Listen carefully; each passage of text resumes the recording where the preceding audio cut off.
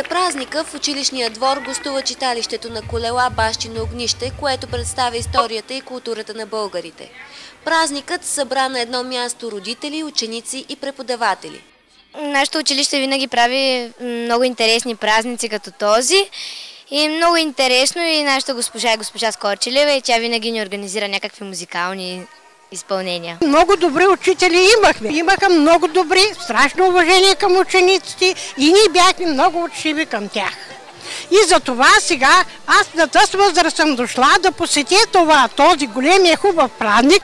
Бивши възпитаници представиха ръчно изработени битови предмети в атрактивни работилници в двора на училището. Това е традиционна българска седянка, където жените пресъздават българската история с работа и песни. Дори и на празника от ръководството на училището споделиха притесненията си от липсата на млади учители.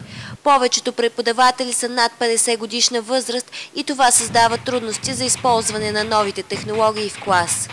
Опитват се на тази възраст и те да се променят, за да бъдем в крак с ежедневието на учениците. Малко по-бавно, но се справят.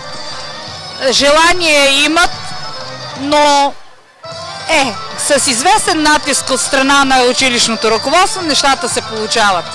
На финала на тържеството домакини и гости се обединиха и изобразиха числото 155 в двора на училището.